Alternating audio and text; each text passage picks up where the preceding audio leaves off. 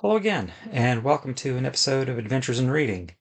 Hunting has been a little sparse lately, but that's okay because very recently I celebrated a birthday, and for that birthday I was given a couple of gifts which are um, pertinent to the video we're doing today. Two gifts that I got from my Dungeons and Dragons group. I am fortunate enough to uh, play Dungeons and Dragons most every Thursday evening with a group of very good friends. All of us in one way or the other associated with the Hatter Bookstore, either as owners, former owners, or friends of the shop. And they gave me two gifts, one of which you cannot see, but you can see the effect of, hopefully. They gave me a new light for shooting video. Hopefully it'll improve the lighting quality of my videos. Sometimes, especially here at the cabin in the woods, it's kind of dark. uh, but which I really appreciate. We're going to try it and see how it works. But in the vein of Adventures in Reading, they were kind enough to get me a brand new book, and not just any book. Uh, a very nice edition of Lewis Carroll's Alice Adventures in Wonderland, as well as Through the Looking Glass. And actually, more than that, and we'll talk about that in a second. Um, uh, the Hatter Bookstore is primarily a used bookstore, but they do sell some new books. And one of them they do sell is this one.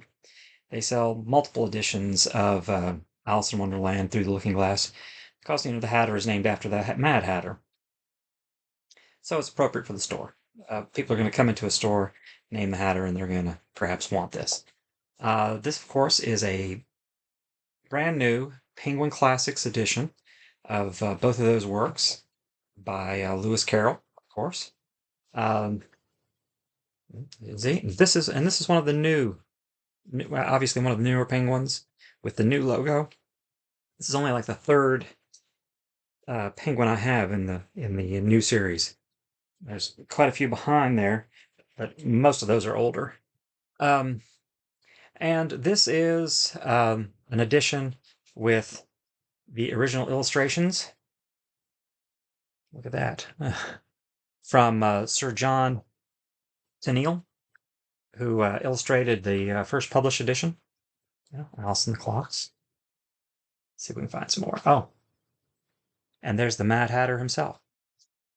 Um, I'd already worked my way down to one edition of these works, and that would be this one right here. I've had a fairly nice little Signet Classics edition of the book. You can see it's in real good shape. And this is one of them newer Signet series. You can tell because it's Signet Classics rather than Signet Classic. It's a sign that it's one of the newer ones that they've published within the last very few years. It was a very nice edition, very serviceable. Has the text of both books and with some commentary and bibliography. But as we'll get into in a second, this one's a little more special. And it would not be right for me to go by now without giving at least a little bit of history of Lewis Carroll and these works. Lewis Carroll is the pen name of Charles Dodgson, who was a professor of mathematics at Christ Church College of Oxford University. And in that role, he became good friends with the dean of Christ Church College, a man by the name of Liddell. And Liddell had three daughters, one of whom was named Alice. And on an excursion, a boating excursion, Alice, her two sisters, I believe Mr. Liddell, and of course Mr. Dodson, aka Mr. Lewis, were on a boating expedition. And on that expedition, on I believe July 4th of 1862, if I'm not mistaken, he, as an attempt to entertain those three young girls, made up from scratch, the very first version of the story Alice in Wonderland. 2 years later, he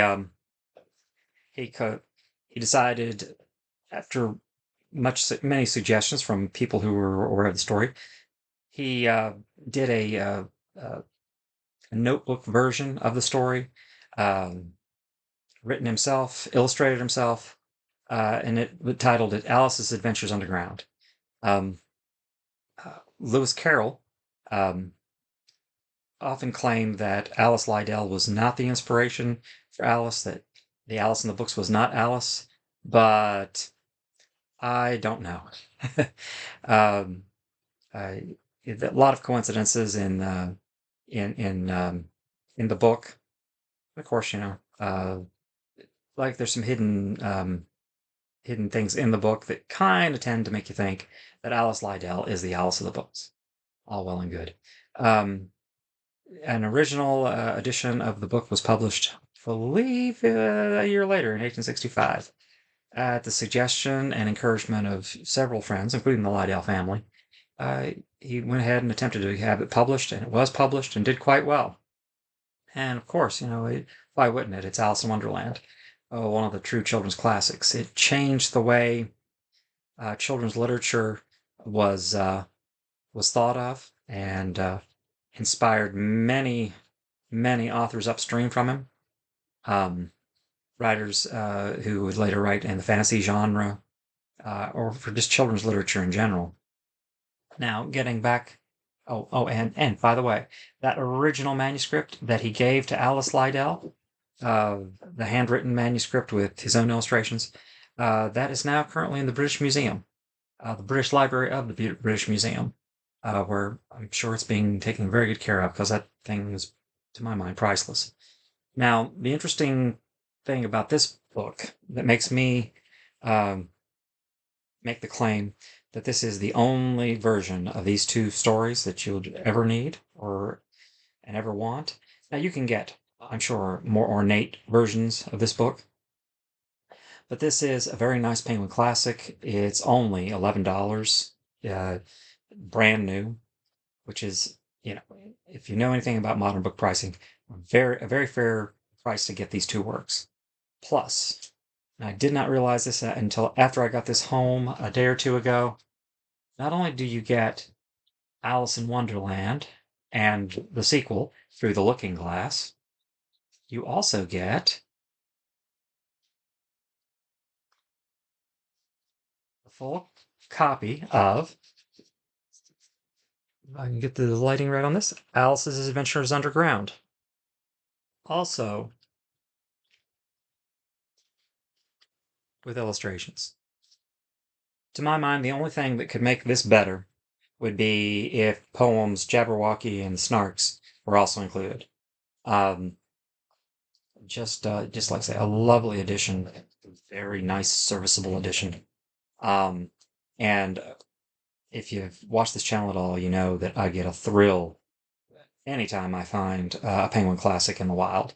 Um, doesn't matter what it is, doesn't matter if I ever intend to read it or not. It's one of those bookish weaknesses I have.